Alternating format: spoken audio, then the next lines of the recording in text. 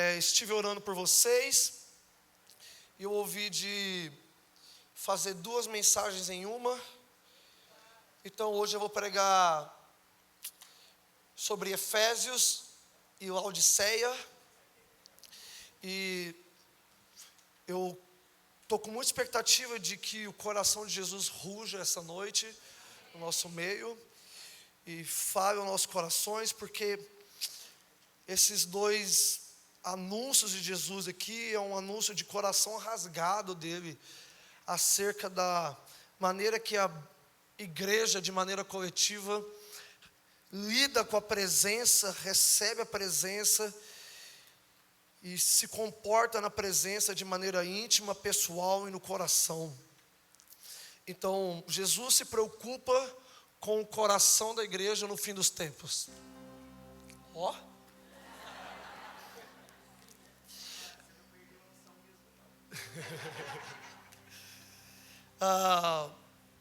Então, essa mensagem não é endereçada a ninguém. É uma mensagem de graça, misericórdia, redenção da parte de Jesus, onde o coração dele quer falar aos nossos corações, atrair os nossos corações para ele. E eu queria muito que você abrisse o seu coração. Eu tenho algumas coisas para compartilhar. Eu vim sem celular, eu vim sem notebook, eu só vim com Bíblia e o coração em Jesus. Então eu queria que você também tivesse posicionado da mesma maneira, com a sua Bíblia e o seu coração em Jesus, a fim de receber algo da parte de Deus e que o coração de Jesus fale ao nosso, amém? Eu queria orar com você. Isso não quer dizer que eu vou orar por você, porque você não precisa de um sacerdote que não seja Jesus. Então eu queria que a gente levantasse uma oração comunitária nesse momento. E eu queria muito que você mirasse nesse momento no trono da graça. E nós promovêssemos, através de um incenso, um ambiente de sabedoria e revelação. Então eu queria que você que é crente, salvo pela graça, você abrisse a sua boca, você desse volume à sua voz. Eu sei que você sabe como é que funciona a liturgia, mas eu queria que você saísse do automático. Eu queria que você fechasse de fato os seus olhos, você focasse em Jesus. Nós vamos tirar um momento de oração, intercessão. Eu queria que você pedisse para que Jesus mudasse a sua vida. Você expôs o seu coração a Jesus. Senhor Jesus, nós te pedimos, Deus, revela, Deus, o seu coração. Te pedimos, Senhor Jesus, libera, Deus, de oração nesse lugar, Pai. Vamos, Deus, pela tua verdade,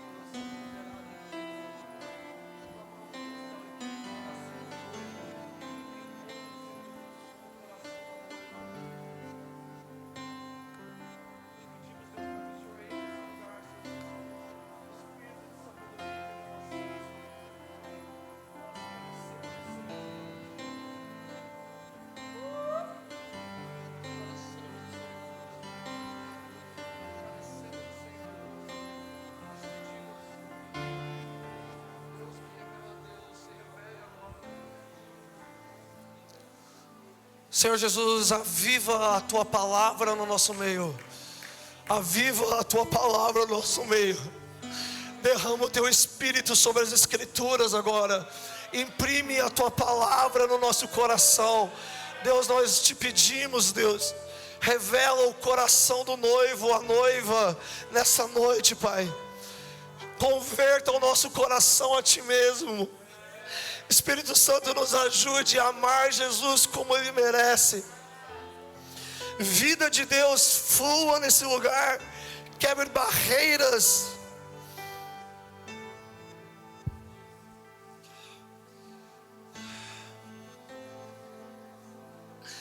Espírito de Deus, atravessa os muros dos nossos corações. Derruba fortalezas mentais, sofismas na mente que se levanta contra o conhecimento de Deus. Espírito de revelação, tenha plena de liberdade para revelar Jesus. Nós precisamos de Ti, Espírito Santo. Nós não podemos conhecer Jesus por nós mesmos. Carecemos que o Senhor nos guie até o coração de Jesus. Jesus, nós te pedimos por anjos nesse lugar. Que nos ajudem a herdar o coração de Jesus, vida de Jesus.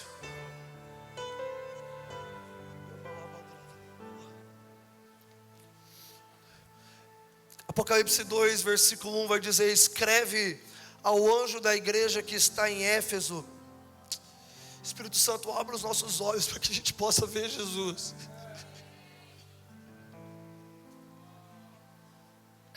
Desculpa, deixa eu só orar um pouquinho. Abre os nossos olhos. Nós queremos ver Jesus, não precisamos de uma informação sobre Ele.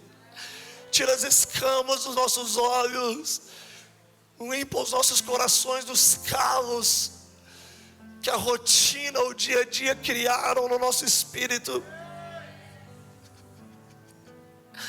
Espírito Santo, permita-nos ver Jesus da maneira que você vê Ele. Precisamos de Ti. Eu queria aguardar um pouco pelo Espírito de Deus, só um pouquinho.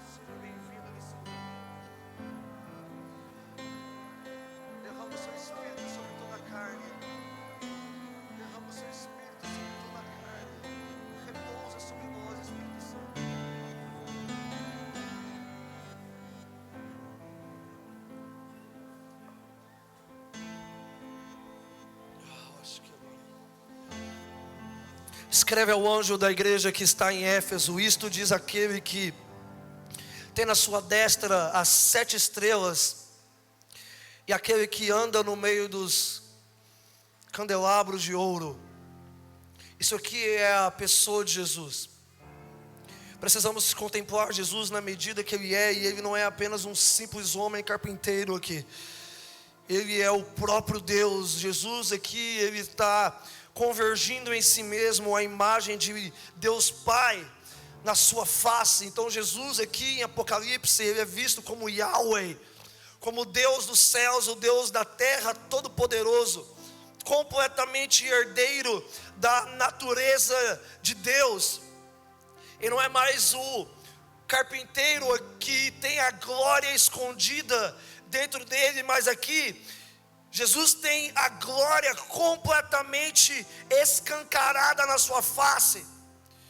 E Jesus em Apocalipse é chamado pelos nomes de Deus Pai, porque Ele assume a imagem visível de Deus. Então nós precisamos enxergar Jesus como Deus de Isaac, de Abraão, Isaac e Jacó, o Deus que criou os céus e terra, Jesus como Criador. A Bíblia vai falar que Deus Pai, Ele sustenta, Ele mediu o mar com a palma da sua mão. A Bíblia fala que Jesus, Ele sustenta o universo pela palma da sua mão. Um dia Deus, Yahweh, Ele aparece para Abraão, Ele diz: Abraão, olhe para o céu e conte as estrelas. E Abraão, na sua limitação humana, ele é incapaz de contar as milhares e milhares, centenas de bilhões de estrelas que há no céu. E Yahweh olha para Abraão e diz: assim será a sua descendência. A Bíblia fala que Deus chama cada uma dessas centenas de bilhões de estrelas pelo próprio nome. A Bíblia fala, o Matos estava falando sobre isso nesse final de semana, que Deus, Ele conta quantos cabelos existem na nossa cabeça. E o Matos fez uma conta maluca, porque ele disse que tem cerca de 200 a 500 mil cabelos, fios de cabelos na nossa cabeça. É isso? Foi o Rick que falou. A conta maluca pertence ao Rick. E aí o Rick multiplicou esses milhares de fios na cabeça e multiplicou pelo tanto de habitantes que existe na terra. E deu cerca de trilhões de fios na cabeça de mais de 7 bilhões de pessoas na terra. E Deus sabe quantos fios de cabelo tem na minha cabeça ou de qualquer careca por aí. Deus, Ele é absolutamente onisciente, majestoso, grande em conhecimento. E nós estamos olhando para esse Jesus encarnado na imagem de Yahweh aqui. E João, ele está nos relatando a pessoa de Jesus, que está se autorrelatando, se autodescrevendo, dizendo: eu sou aquele que tem na destra as 7 estrelas. E João, no capítulo anterior, ele vai dizer que essas 7 estrelas são os anjos das 7 igrejas. Isso quer dizer que Jesus, na figura de Yahweh, ele não é apenas uma figura simbólica, mas na imagem visível de Yahweh, Jesus tem o controle, o poder e a autoridade dos pastores, presbíteros e diáconos de todas as igrejas de todo o mundo, da igreja global em suas mãos. Então eu quero te dizer uma coisa: Jesus não perdeu o controle da igreja. Jesus está dizendo: eu mantenho o governo, a autoridade, a soberania. Eu governo a minha igreja, eu lidero a minha noiva, eu sou o líder perfeito da minha noiva, e ela é completamente submissa a mim, porque ela não tem outra opção a não ser se submeter debaixo da minha poderosa mão. Então essas são as estrelas. E apesar desses presbíteros, apóstolos, evangelistas, profetas, pastores e mestres, eles serem comparados às estrelas dos céus, eles não passam de pó na mão de Jesus. Então sim, está falando da grandeza dos homens e mulheres de Deus na história da igreja, de maneira global, histórica, mas todos eles estão no absoluto controle da pessoa de Jesus, encarnada na imagem de Yahweh. Mas quando a gente olha para a grandeza da pessoa de Jesus, a gente tem a mania de encará-lo como distante, já que ele é tão grande assim, ele é distante de mim. E Jesus, no mesmo versículo, resolve esse problema dizendo: eu sou aquele que anda no meio dos 7 candeeiros de ouro. E aqui, João, ele vai explicar que esses 7 castiçais são as 7 igrejas. Então esse Jesus magnífico, enorme, grande e excelso, ele é grande o suficiente para ter controle sobre a igreja, mas ele é pessoal o suficiente para andar no meio dela. Então Jesus está falando dele mesmo como apóstolo da igreja. E aqui nós estamos encarando um apóstolo apocalíptico, que anda de maneira pessoal no meio das igrejas apostólicas e proféticas. Essa é a realidade de Éfeso. Essa é a realidade das nossas igrejas, das quais amam Jesus sinceramente. Jesus anda no nosso meio, e Jesus aqui, ele começa a elogiar essa igreja, elogia os trabalhos, elogia as obras de discipulado, obras de oração, obras de evangelismo, obras de intercessão, obras de doutrina, obras de avivamento. Só que Jesus aí continua dizendo: porque puseste à prova os que se dizem ser apóstolos e não são, e os achaste mentirosos. Então a doutrina tão acurada de Éfeso fez com que eles desenvolvessem um senso crítico muito cirúrgico acerca dos verdadeiros e dos falsos. Mas eu quero já passar para o ponto.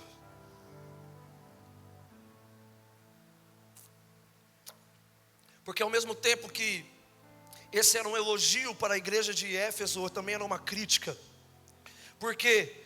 Porque o senso crítico exacerbado de Éfeso fez com que eles perdessem o coração em Jesus. Então, a exacerbada análise de quem é apóstolo ou não é, profeta ou não é, evangelista ou não é, homem de Deus ou não é, fez eles se distraírem do coração de Jesus. Então Deus está expondo a igreja, não só brasileira, mas mundial. Mas eu quero te dar um recado: não se perca no criticismo de quem é e quem não é. Essa não é a nossa missão. Essa não é a missão de um homem. E quando a gente cai nesse tipo de criticismo, o nosso coração ele começa a ficar endurecido. E é aí que Jesus, esse é o quadro para o qual Jesus disse que nos últimos dias o amor de muitos se esfriará, mas nem todos. Então Jesus está criando um alerta aqui. Não se perca na queda de outros. Não se perca olhando para falsos apóstolos. Não se perca nessa competição de quem é e quem não é de Deus. De quem tem e quem não tem posição. De quem é e quem não é. De quem faz e quem não faz. De quem tem mais resultado e quem não tem. De quem tem mais fruto e quem não tem. Jesus está nos chamando para fazermos alto senso crítico. Não é uma crítica externa, é um alto senso crítico. Nesse meio tempo aí onde...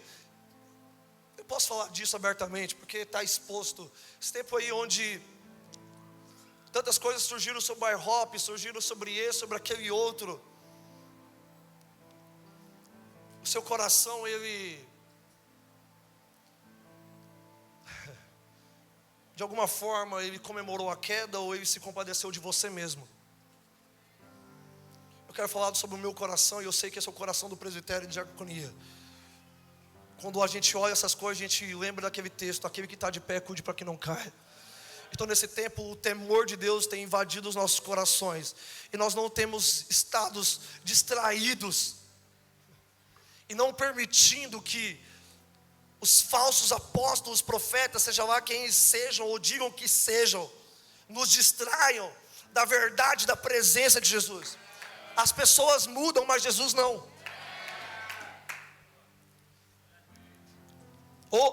A igreja já passou por idades das trevas, de luz, de meia luz, de muita luz, de pouca luz, de apagão total. Mas Jesus continua brilhando. Jesus permanece o mesmo, Ele é o mesmo ontem, hoje e será para sempre. Então a missão da igreja é permanecer com os olhos em Jesus. E a missão de Jesus é derrubar quem Ele quiser. Não é a nossa missão. Eu vou citar um versículo clichê: 1000 cairão ao meu lado, 10.000 à direita, mas eu permanecerei com meus olhos em Jesus. Aquele que está de pé, cuide para que não caia.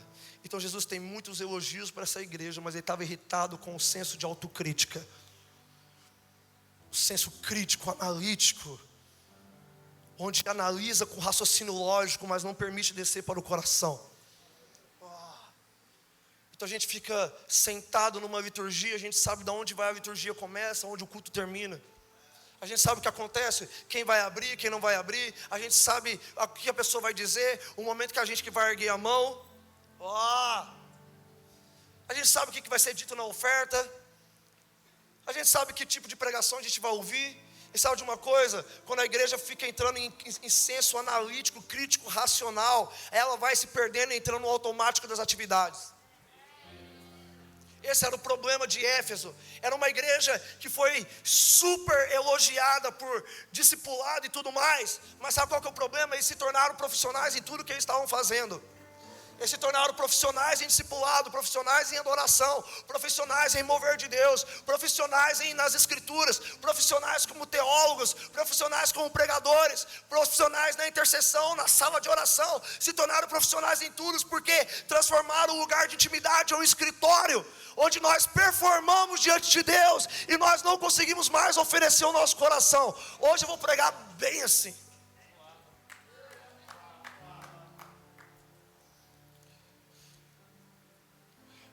Sim, precisamos nos tornar experimentados em tudo que nós fazemos, mas não podemos entrar no automático. Hoje o Matos estava falando sobre isso. Deus não funciona, Jesus não funciona no seu sacerdócio no automático. Jesus exerce dia após dia sacerdócio diante do Pai. E aí não tem um botãozinho, o Márcio falou isso hoje pela manhã, onde ele aperta o botãozinho e tudo começa a acontecer. Para de apertar o botãozinho do culto.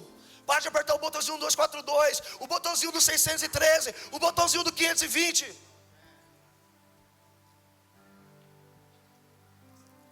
O botãozinho da intimidade. Você sabe fazer o seu devocional, você virou um profissional nisso.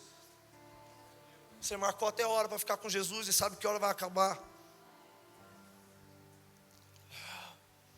Profissionais da presença, sommelier de avivamento. Então, desculpa, eu não estou batendo. É a Bíblia, eu estou com a Bíblia aqui, eu não escrevi nada para ninguém. Críticos da presença, está forte, está fraco. A presença aumentou, diminuiu. E a gente vira profissional da contemplação. Eu sei como me mover na presença de Deus, só ficar cantando muito tempo sem que o músico cântico. Entende o que o Matos fez hoje? Estava cantando, e não é uma crítica, entende, gente? Mas será que a gente também não entra no automático, sabendo como sustentar a presença de Deus através das nossas canções? E a gente não sabe fluir com o Espírito de Deus, porque a gente sabe fazer. Parece que, eu vou voltar nesse ponto, eu não estou batendo, mas é porque a linha, ela é muito tênue. Entre funcionar no automático e parecer de Deus, parecer que Deus está fluindo. A gente sabe parecer que Deus está fluindo.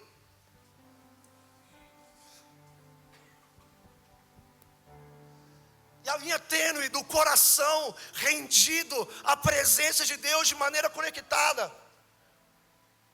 É por isso que Jesus fala, a conversa de Jesus aqui muda drasticamente, porque ele diz: tenho porém contra ti que abandonar, fala comigo, abandonaste o primeiro amor. Parabéns pela atividade, parabéns pela performance, parabéns pela excelência, pelo profissionalismo, parabéns pelo conhecimento e experiência que tem na minha presença, mas você me abandonou no teu coração. E é muito interessante, eu quero que você abra comigo lá em 1 Coríntios capítulo 7. Eu quero te mostrar o que significa essa palavra deixaste, para que você entenda que Jesus está falando de coração. Vamos lá, alguém?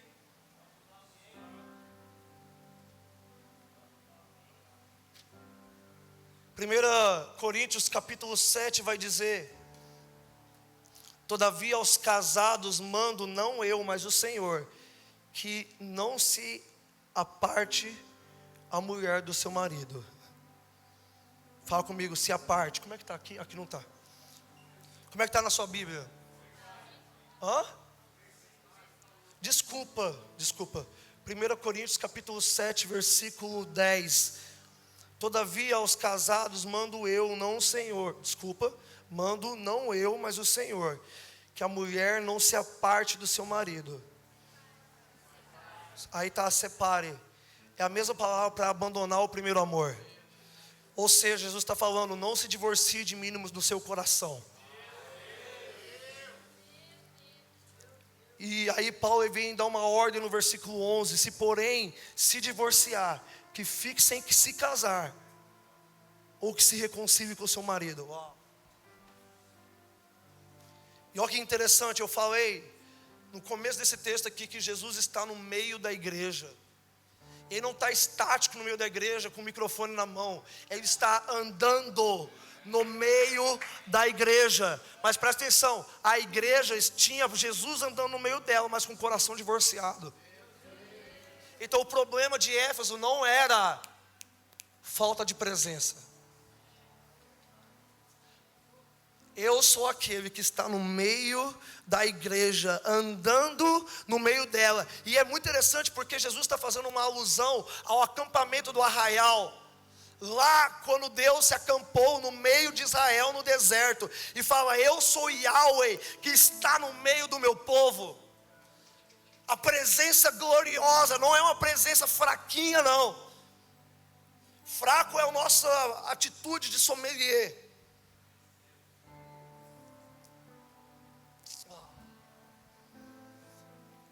É o que Deus vai dizer, a sua boca me confessa, seu coração está longe de mim. A sua boca canta canções, poesias para mim, mas o seu coração está distante de mim.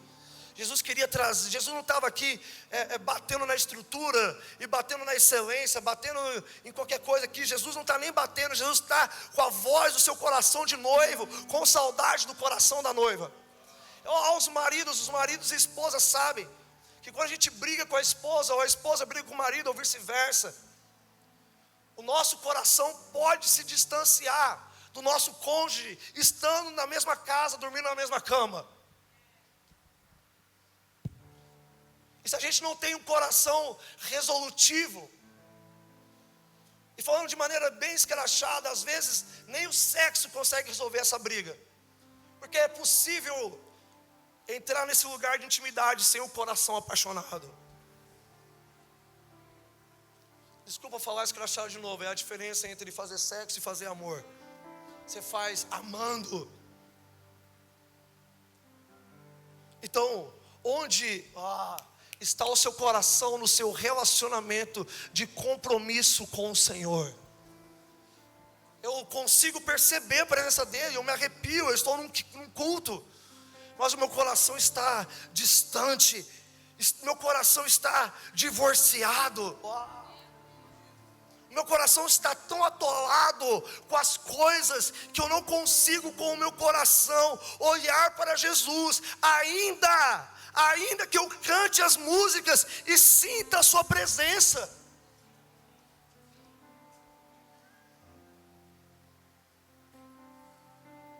E a pergunta de Jesus aqui é: onde estão as suas lágrimas?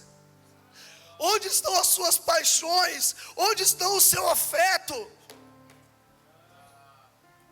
Por que você se mantém com um anel de aliança no dedo, se o seu coração não está casado comigo? Esse é o coração de Jesus essa noite. As dinâmicas do fim do tempo vão chegar, e se já não chegaram, onde está o nosso coração? E sabe de uma coisa? Jesus está falando do primeiro amor, não é o primeiro amor fraternal. Porque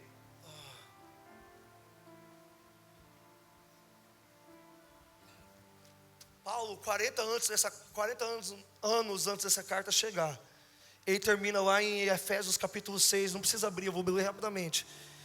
Efésios capítulo 6, anota se você quiser estudar depois. Efésios, ou ler meu livro A Igreja do Fim. Efésios capítulo 6, versículo 24. A graça seja com todos os que amam o nosso Senhor Jesus Cristo em sinceridade. Amém. Acabou a carta. Essa é a última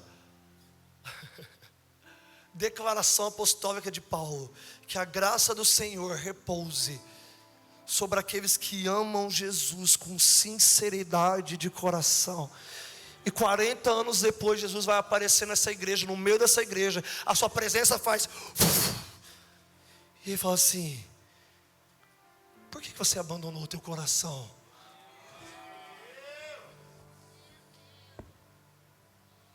Meus amigos, essa é uma adoração hipócrita, uma espiritualidade hipócrita, vazia,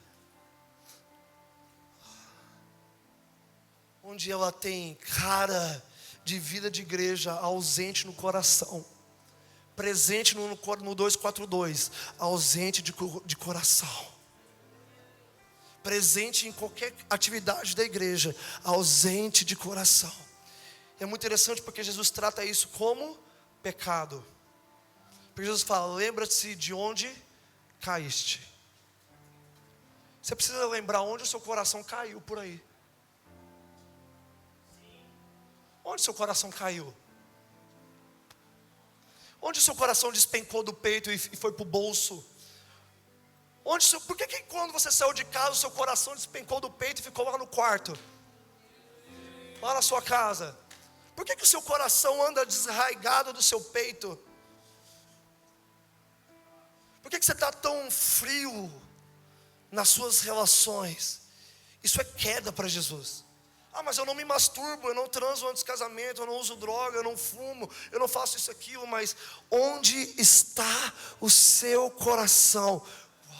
Porque do seu coração flui as fontes de água viva.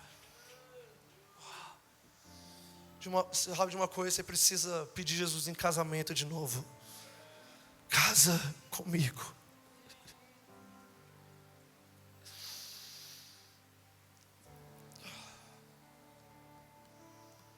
Será que a gente pode entregar o coração de volta a Jesus? Rei do meu coração. Aquele que ama mais o seu pai e a sua mãe do que a mim não é digno de mim. Aquele que tem mais afeto.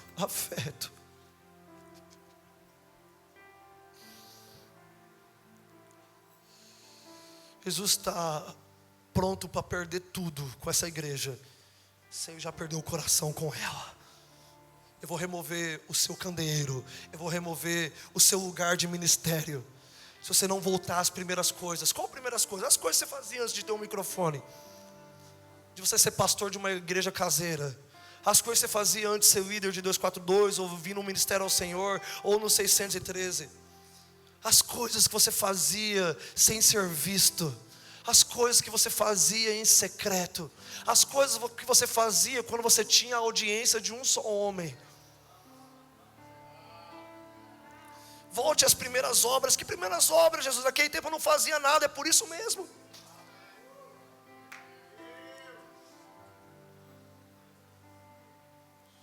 Corações insensíveis, calejados, automáticos. Erga a mão, abaixa a mão. Aí toca a música que chora, aí chora. Oh, gente. E sabe de uma coisa? É fácil a gente chorar no culto e continuar na semana com o coração divorciado. Às vezes você está brigado com o seu cônjuge, você está brigado. Aí ela fala, te amo. Aí você dá aquela amolecida. Aí você, sem vergonha. Aqui não vem que eu te amo. Não vem que eu te amo não, hein? Vocês estão aí? De coração para coração.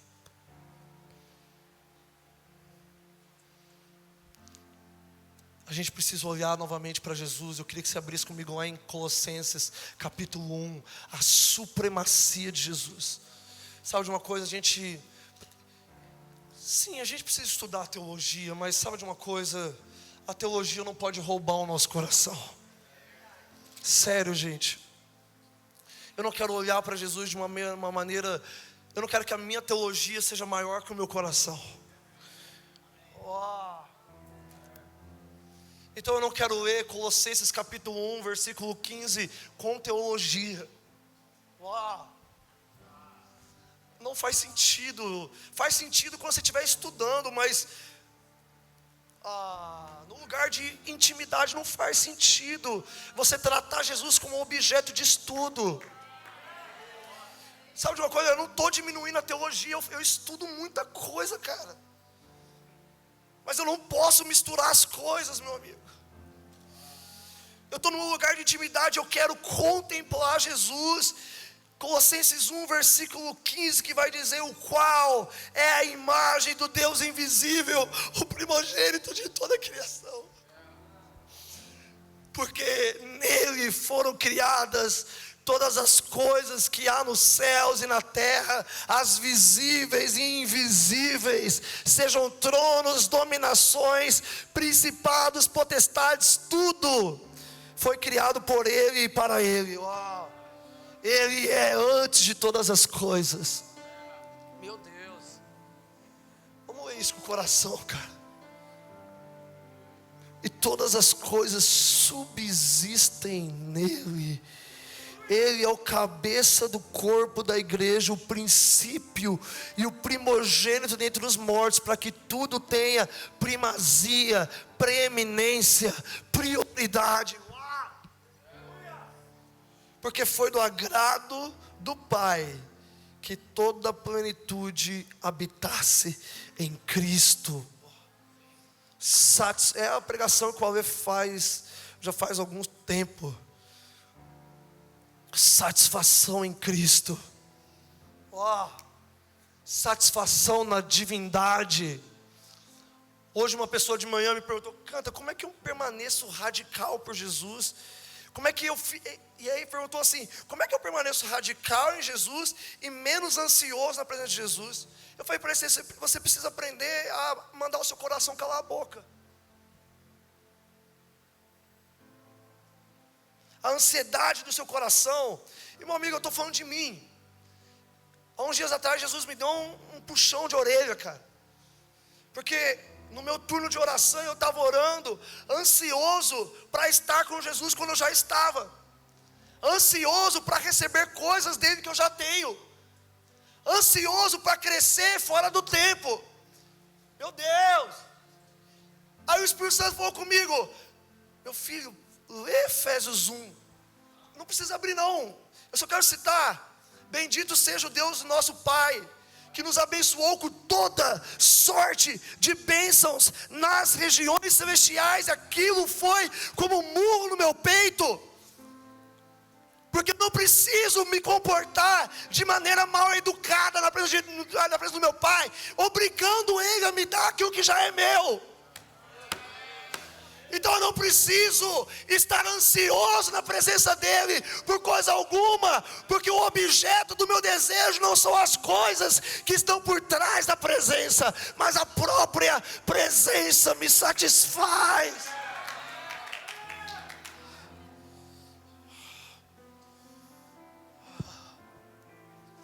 A graça de Deus tem me educado o meu coração para falar com Jesus no tom certo, da maneira certa, com o coração satisfeito nele, glorificando Ele por aquilo que Ele fez por mim antes da fundação do mundo.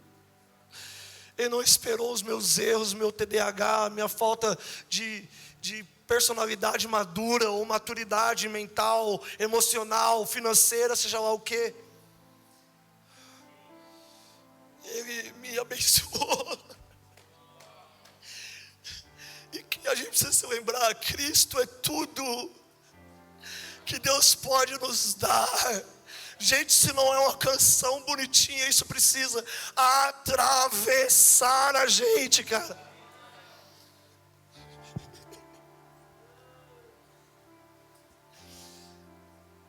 Você quer ser satisfeito em Jesus? Volte à simplicidade de desejá-lo por Ele mesmo. Você precisa aprender a educar o seu coração. Paulo vai dizer para Tito: a graça de Deus nos educa. A graça de Deus nos educa. E Efésios vai dizer: a graça de Deus esteja sobre aqueles que amam Jesus com sinceridade. A graça de Deus me educa a amar Jesus com sinceridade, não com interesse, não com insatisfação, mas com contemplação que transforma quem eu sou em quem Ele é. Meu Deus, gente, tem alguém aí? Não me deixa me matar aqui não, cara. Capítulo 2 de Colossenses vai dizer: porque quero que saibais quão grande combate, que agora eu estou combatendo por vocês agora nessa pregação. E pelos que estão em Laodiceia, fala comigo, Laodiceia. E por quantos não viram o meu rosto em face, para que os seus corações, fala comigo, corações.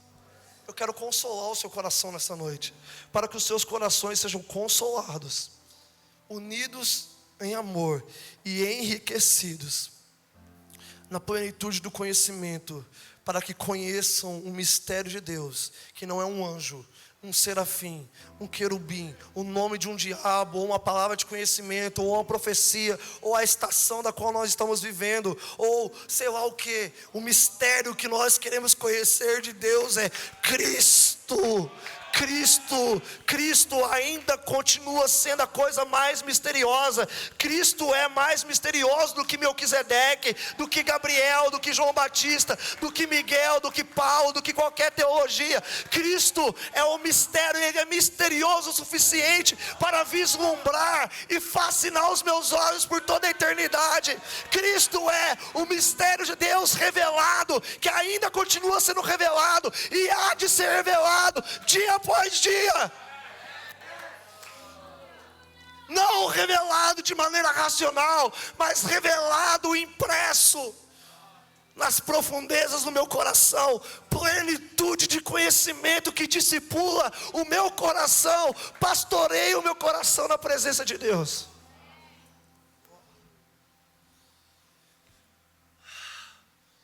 O mistério de Deus, Cristo, fala comigo, Cristo. Em quem estão escondidos todos os tesouros de sabedoria e conhecimento. Este é Cristo. Tem coisa ainda escondida em Jesus.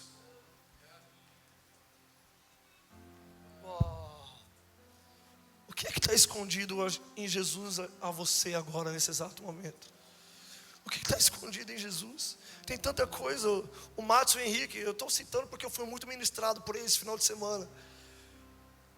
O Matos falou, a gente pode passar a vida inteira lendo os melhores livros, as melhores pregações, e a gente não vai ter nem arranhado a superfície de quem Jesus é. Existe ainda. Cara, será que essa igreja ainda queima com desejo para conhecer Jesus? Ele é rico o suficiente. Ele é o meu tesouro escondido em Yahweh.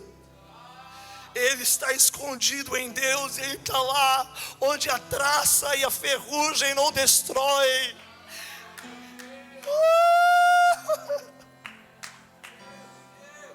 Jesus, o corpo de Jesus não se corrompeu nem embaixo da terra. Imagina nas regiões celestiais, escondido em Deus. Davi profetizou sobre Jesus: o corpo do ungido não verá corrupção. Imagina lá no céu, cara.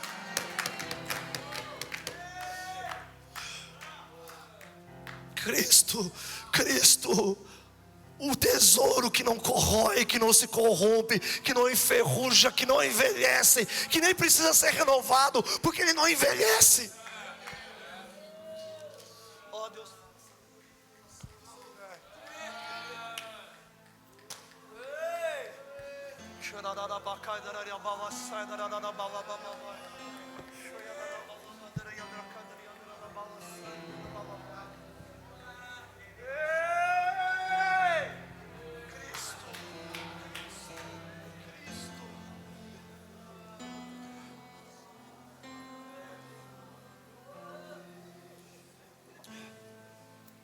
Vamos lá.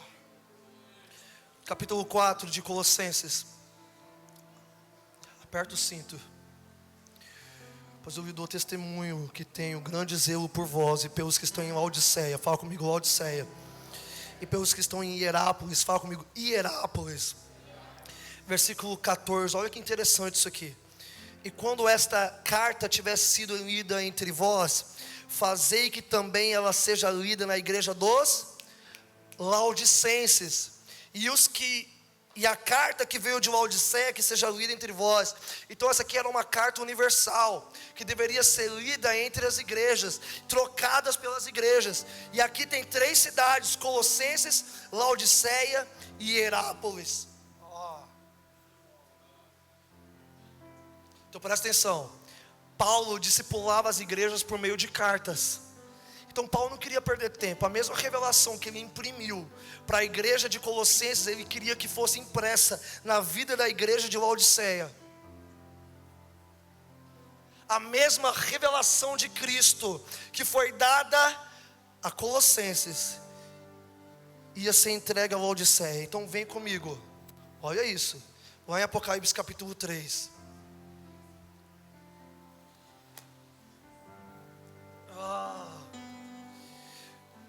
capítulo 3, versículo 14, vai dizer: e ao anjo da igreja que está em Laodiceia, escreve: isto diz o Amém, a testemunha fiel e verdadeira. Olha isso aqui, o princípio da criação de Deus. A mesma revelação em Laodiceia era a mesma revelação que estava em Colossenses. Então, já que vocês trocaram cartas, vocês trocaram revelação. Então, já que vocês receberam a revelação de Colossenses, aqui estou eu, te apresentando como vos foi revelado.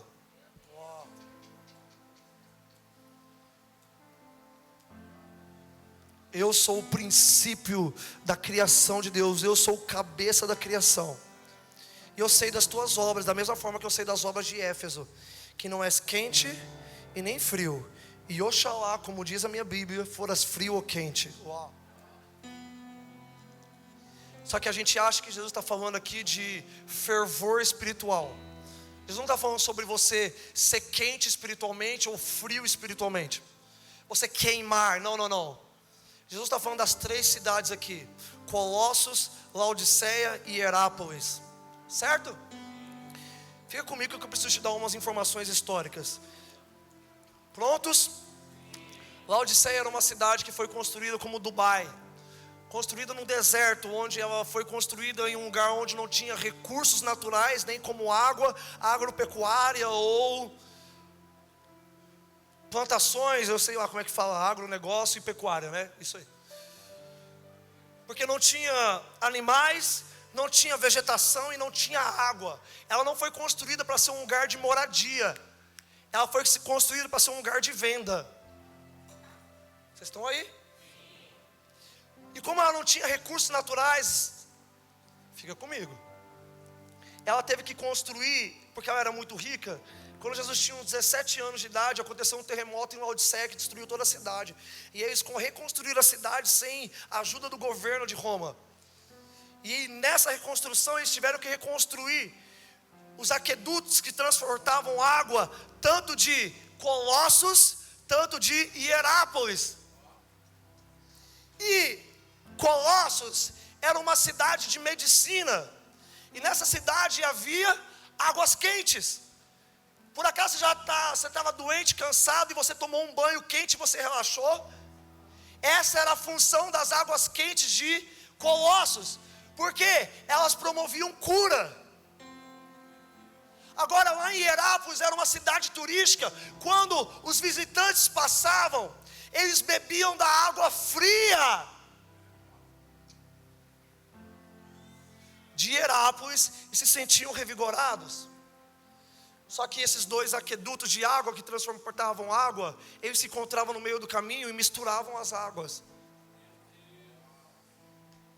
Vocês estão aí? Vocês estão aí? E estudos arqueológicos vão dizer que nessas águas haviam sais minerais o suficiente para causar ânsia de vômito naqueles que bebiam. Adivinha o que aconteceu aqui? Jesus bebeu das águas de Laodiceia não tratadas. Ele disse: assim como é morno, e nem quente nem frio, estou a ponto de vomitar-te da minha boca. Sabe o que isso me lembra? Quando Jesus parou lá em João 4, ele diz: tenho sede.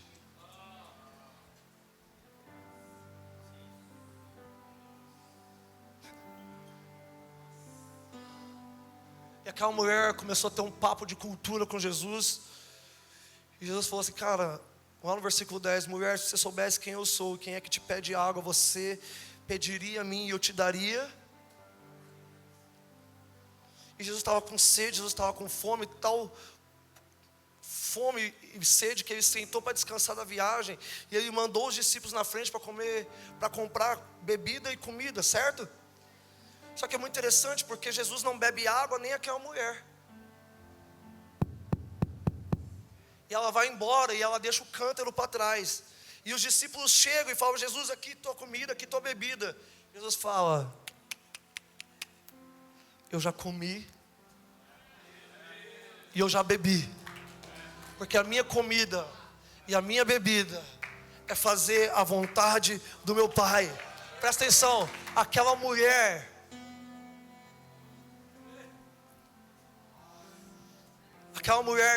pecadora, adúltera, deu água para Jesus quando os religiosos não conseguiam dar água para Jesus. E mesmo aquela mulher em pecado conseguiu dar águas puras para Jesus, que não fez ele ficar com ânsia de vômito. E Jesus fala para ela: vai e busca teu marido. Ela fala: não tenho marido. Mas vai lá e busca aquele que você tem relacionamento. É interessante que ela não traz o marido, ela traz a cidade. Porque ela não era casada só com o marido, ela era casada com a cidade, com a comunidade da qual ela vivia. Meu Deus! Então ela disse, ela olhou para a cidade e falou: venham ver o homem do qual eu bebi água e eu não estou mais com sede. Então, assim como Jesus foi lá e bebeu de Laodiceia e ficou com ânsia de vômito, Jesus queria beber da água de Samaria. Presta atenção, Jesus não está falando aqui da sua águazinha, do seu corregozinho. Jesus está falando de uma comunidade, da vida de Deus fluindo numa comunidade. Da mesma forma como um dia Jesus estava com fome, e ele estava andando por Jerusalém, e ele olhou para uma figueira, e a figueira no tempo do fruto, ela não estava dando fruto. E Jesus disse: tenho fome. Então Jesus amaldiçoa a figueira para que ela não dê fruto. Por que Jesus é tão maldoso assim? Porque era tempo de fruto. Então presta atenção, Jesus chegou naquela igreja, querendo beber de águas. E presta atenção, a mulher samaritana conseguiu dar água de beber para Jesus. Israel não conseguiu dar fruto para Jesus. Nós estamos falando de comunidades que tem a capacidade de saciar o coração de Jesus em relacionamento, em coração entregue. Meu Deus, gente, coração entregue à presença, à revelação de Cristo. É muito interessante que aquela mulher em Samaria, ela diz: vejo que és profeta. E no fim de tudo a cidade vai dizer: Jesus não é por aquilo que a mulher disse, mas nós sabemos agora que você é o Salvador do mundo. Então aquela cidade por inteira bebeu das águas de Jesus. Meu Deus. João capítulo 7 vai dizer que no último e grande dia da festa, na festa de Rosana Rapá, era uma festa que acontecia durante 7 dias. E no último dia da festa, meus amigos, os judeus, os fariseus, os sacerdotes, eles vinham com um balde de água, vaso de água, e eles começavam a trazer água para o meio daquela festa e jogar água um no outro. E virou aquela bagunça, aquela guerra de água. E Jesus no meio da festa, a Bíblia vai falar que João vai dizer que Jesus no meio da festa ele vociferou. Ele disse: ei!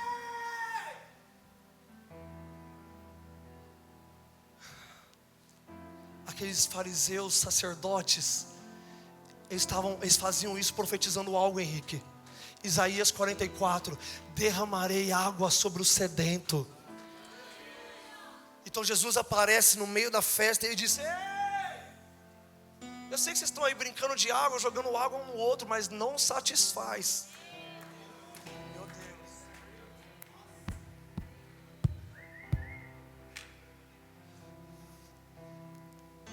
Às vezes a nossa espiritualidade é isso aqui, ó. A gente joga no outro a nossa espiritualidade a fim de satisfazer essa pessoa com a nossa vida de Deus, com a revelação que nós carregamos, com a intimidade que nós temos. Discipuladores, vocês não têm capacidade de satisfazer a fome de ninguém. Quando foi a última vez que você chamou alguém para passar tempo com Jesus junto com você? Porque você não tinha nada para oferecer, você só tinha algo para falar. Eis aqui o Cristo, a gente pode ficar junto com Ele? Quando foi a última vez que o seu discípulo te viu chorando na presença de Deus? Pobre de espírito diante de Deus, faminto diante de Deus, desesperado por Deus, seco. e aí não tinha água para jogar em você. A gente precisa ouvir o coração de Jesus gritando nesses dias: ei, se alguém tem sede, venha a mim e beba, e quem crer em mim, como diz as Escrituras, do seu interior fluirão rios de... Por que Laodiceia não tinha água para oferecer para Jesus? Porque não criam em Jesus, como diz as Escrituras. Eu estou na presença de Deus, mas eu não creio que ela me afeta. Eu estou na presença de Deus, mas eu não creio que ela me muda. Eu estou na presença de Deus e eu já tentei tantas vezes e eu não consigo. Eu acho que isso aqui é o meu limite. Eu acho que o meu limite é uma poça d'água, não um rio de águas vivas. Eu acho que o meu limite é uma garrafinha de água. Eu acho que o meu limite em Deus... Sabe qual é o seu limite em Deus? A sua tentativa de ser mais de Deus.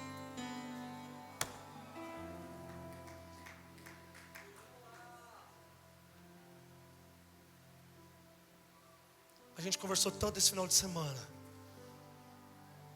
que a gente crê na obra passada de Jesus na cruz.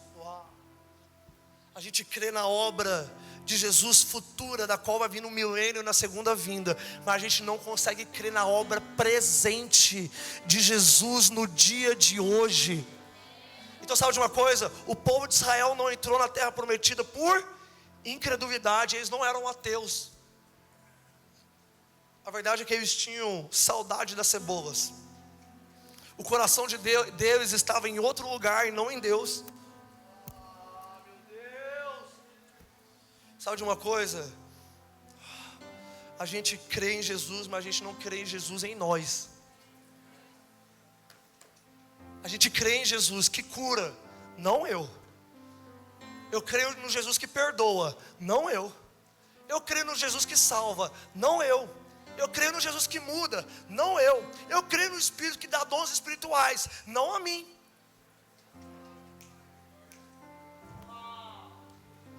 Eu creio que Deus fala, não comigo, não no meu devocional. Meu Deus, gente! Acorda!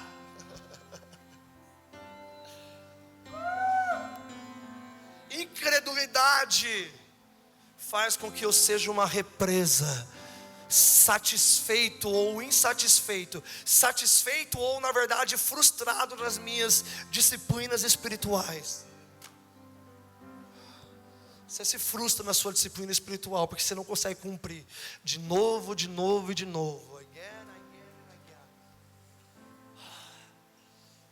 Sabe de uma coisa? A sua disciplina espiritual está sendo como um copo d'água, com uma barreira, com uma barragem para o rio de Deus. Sabe por quê? Porque está baseado na tua força, no teu mérito, está baseado em quem você é, está baseado naquilo que você faz, não está baseado na fé. Aqueles que crerem em mim, como dizem as Escrituras, do seu interior fluirão rios de águas vivas. Eu não me aproximo do meu sumo sacerdote pelo meu sangue. Para de tentar atrair Jesus como se Jesus fosse Baal. Para de derramar sangue, se cortar pelas suas obras, pela sua performance, pelas suas palavras bonitas, por aquilo que você tenta convencer Jesus com palavras bonitas. E você vai se cortando, porque você vai se frustrando, porque você vai tentando e tentando e tentando através da sua religião, e você não vai conseguindo beber. E você vai definhando, porque você trata Jesus com Baal. Que aí é muito interessante que Elias, ele zomba da nossa religiosidade, falando: grita mais alto, ora mais, jejua mais, leia mais. Mas vamos lá, leia mais sem fé em Jesus, ore mais sem fé em Jesus. Meu Deus, velho.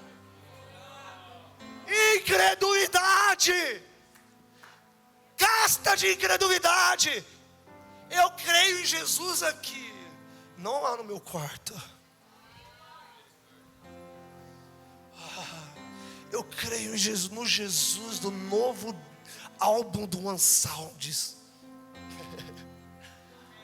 Aleluia. Mas sabe de uma coisa? Não por força, nem por poder, mas pelo meu espírito, diz o Senhor. Jesus vai terminar esse trecho dizendo: quem crer em mim, como diz as Escrituras, do seu interior fluirão rios de águas vivas. E aí estava dizendo do Espírito que seria dado a todos que nele crescem. E a palavra aqui para crer não é fé, é confiar. Fé você tem para crer em Jesus quando você vai confessá-lo diante dos homens. Confiança se dá por meio de relacionamento. Tá tudo bem você ter fé em Jesus e não confiar tanto. O que você precisa é se relacionar mais com Ele para conhecer Ele mais. Você não confia em todo mundo. É mentira que você confia em todo mundo nessa igreja. Fé é o passo inicial. Confiança é um passo eterno. Eu tenho fé em Jesus, eu só não confio em quem vai pagar o meu boleto. Confiança é uma relação diferente de fé. Apesar da confiança começar na fé, ela se desenvolve por meio de relacionamento, não por meio de misticismo. Vamos lá, gente. What a bridge.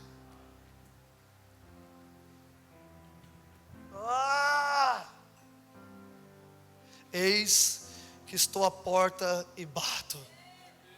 O que Jesus estava fazendo do lado de fora dessa igreja? Se alguém ouvir a minha voz e abrir a porta, entrarei em sua casa e cearei com ele e ele comigo. Existe um banquete em meio ao sofrimento, um banquete em meio à ansiedade, um banquete em meio à frustração, um banquete em meio à minha limitação. Existe um banquete. Desde que no meio da noite, quando Jesus bater na porta, eu vou abrir. Eu ouvi você bater na porta, fui correndo te encontrar.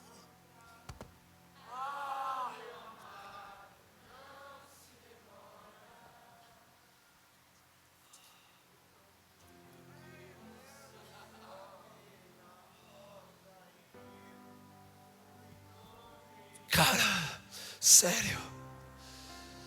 Não, tá bom, não precisa não.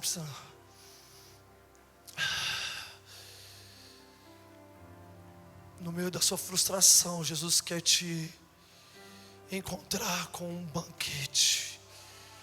Jesus quer te encontrar com uma ceia. Jesus quer te encontrar com pão e vinho. Jesus quer fazer aquilo que ele diz para Éfeso: lembra-te, mas lembra-te fazendo memória de mim, não fazendo memória de ti. O que Jesus está citando com esse texto aqui? Porque Jesus diz: compra de mim ouro, compra de mim colírio, compra de mim. Porque você disse: rico estou e abastado estou, porque eu não sinto falta de nada. Uma vida satisfeita na terra, que não está satisfeita em Jesus, vai dizer para Jesus: olha Jesus, não precisa entrar não, eu não sinto falta de nada, sabe, nem de você. Eis que estou à porta e bato. Isaías capítulo 55.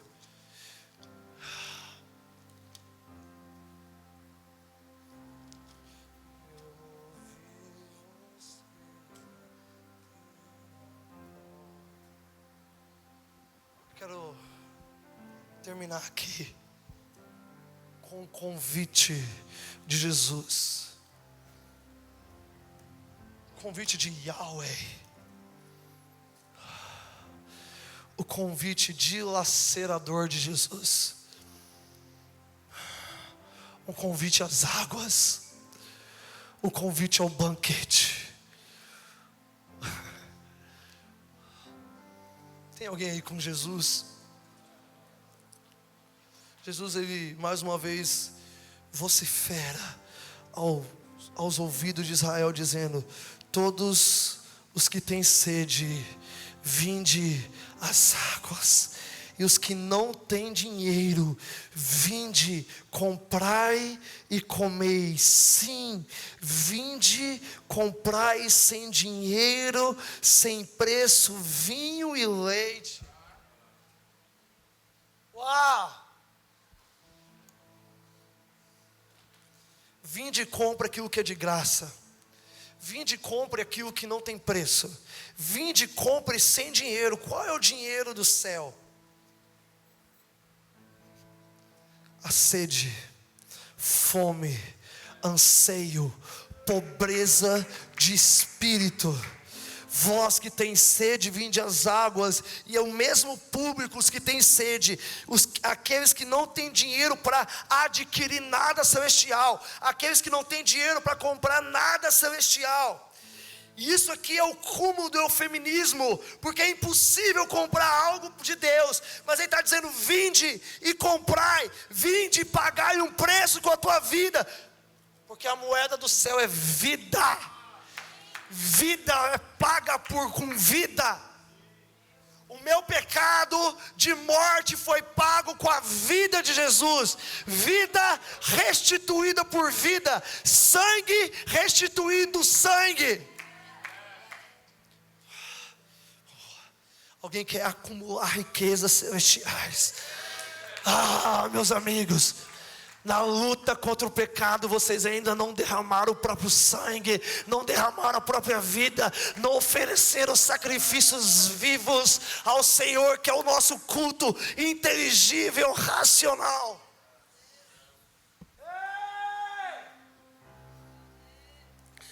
Versículo 2, olha o clamor de Jesus: por que gastar dinheiro naquilo que não é pão, e o produto do vosso trabalho naquilo que não pode satisfazer? Uau!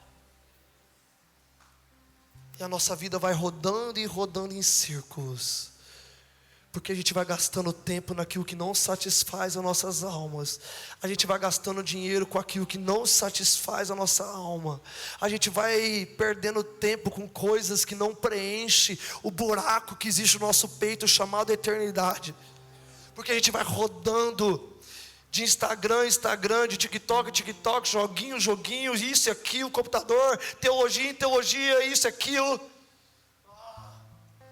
Essas coisas são ruins? Não. São pecado? Não. Mas não são o objeto da nossa satisfação. E Jesus está dizendo: por que você gasta tanto tempo da sua vida naquilo que não produz segurança, âncora na vossa alma, segurança eterna?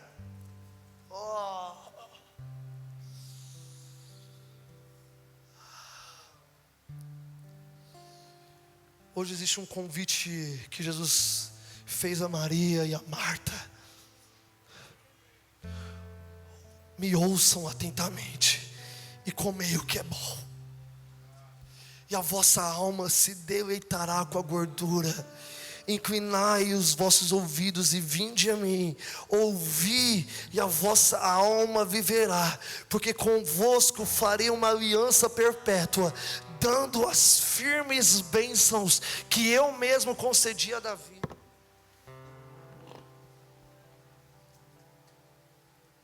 Existe um clamor de Jesus essa noite. Rasgue o seu coração com sede, com fome. Derrame a sua vida em Jesus, a fim de que você adquira vida do Espírito. Inclinai o seu coração e ouvir as minhas palavras, e assim você vai comer daquilo que é bom. E Jesus promete nesse texto que aqueles que inclinam para ouvir a sua voz, eles comerão dos finos manjares. Vão comer o prato de entrada, o principal, a sobremesa, ainda vão beber um belo de um gole de vinho de Jesus. Vinho e leite sem preço, desde que você sente para me ouvir. Saia dessa intimidade mecânica, que você sai daqui sem ouvir a minha voz. Sai desse lugar mecânico onde você lê a Bíblia sem ouvir a minha voz. Sai dessa adoração mecânica onde você fala e não ouve Deus te falando de volta. Sai dessa oração mecânica onde você declara, profetiza, pede, suplica, mas você não conversa com Deus, porque você não para o seu coração para inclinar e ouvir e comer daquilo que é bom e daquilo que satisfaz eternamente.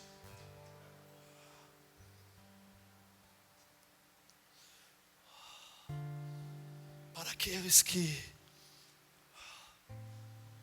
têm ouvidos para ouvir, existe uma promessa de Jesus nesse texto: eu darei as bênçãos de Davi. Uau. A bênção da habitação e não da visitação. A Odisseia, que já tinha perdido o coração para Jesus. Meu Deus. Jesus estava do lado de fora pedindo para entrar. Éfeso, que tinha perdido o coração para Jesus. Jesus estava ameaçando pegar o candelabro e ir embora.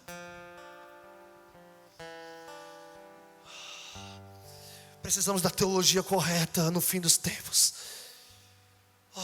Mas que o meu fogo no meu coração seja maior do que os livros teológicos, seja maior que as estruturas da nossa igreja, seja maior que as nossas atividades ministeriais.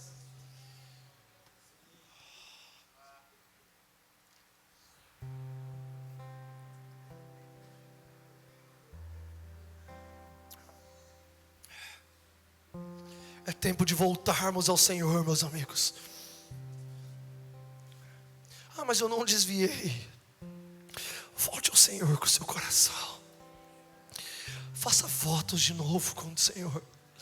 Faça votos de aliança com o Senhor. Votos com a presença de Deus novamente. Votos de coração de que você vai amá-lo continuamente. Eu queria que você ficasse de pé no seu lugar. Existe um doce chamado de Jesus de entrega.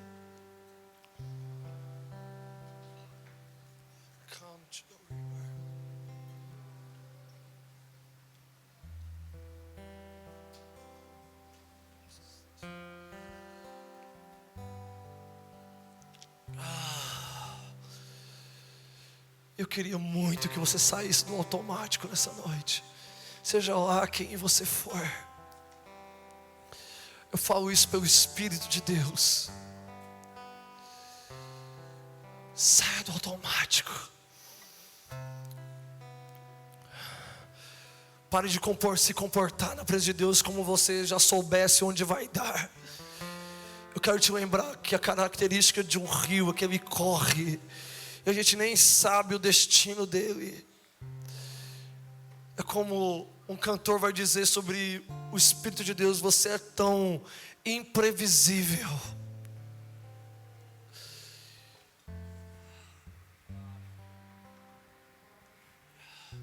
A gente precisa ter expectativa em Jesus, mas que as nossas expectativas em Jesus não o moldem.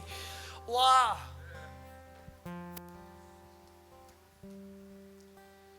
Eu não quero moldar, Jesus, a minha expectativa. Eu não quero moldar, Jesus, o meu ministério. Eu não quero moldar, Jesus, aquilo que eu sou, aquilo que eu pretendo, as minhas ambições. Eu quero me moldar a Jesus.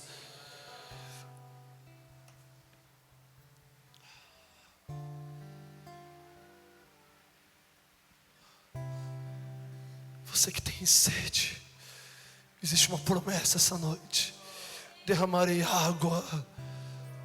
Uau. Está nas suas mãos. Está nas suas mãos. O rio de Deus está aqui. Existe um rio de Deus. Existe um rio cuja alegra a cidade de Deus. Existe um rio que produz alegria. Existe um rio que produz delícias. Existe um rio que produz contentamento. Existe um rio que produz satisfação. Existe um rio que cessa a minha ansiedade. Existe um rio que cessa a minha agitação. Existe um rio que cessa os pensamentos intrusos da minha mente. Faça um exercício nesse momento. Leve cativo os seus pensamentos a Cristo. Renda os seus pensamentos a Cristo.